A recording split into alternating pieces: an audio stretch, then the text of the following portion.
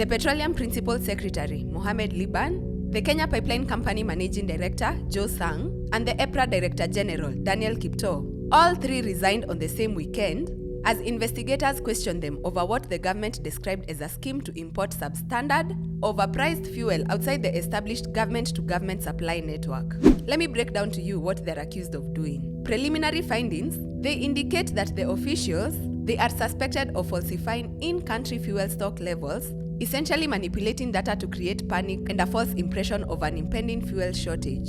Then, using that manufactured crisis as justification, they allegedly arranged the emergency import of a fuel shipment outside the normal procurement process.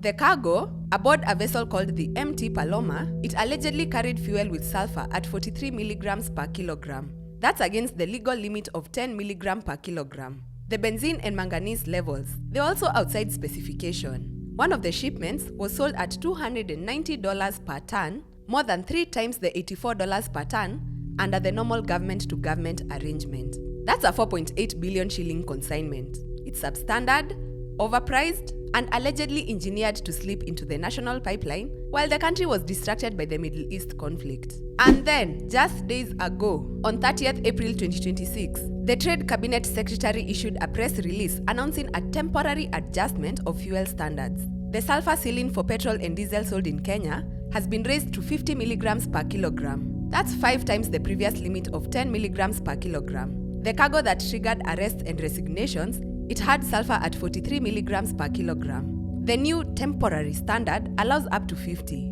In other words, the fuel that was illegal 3 weeks ago would now be legal under today's rule.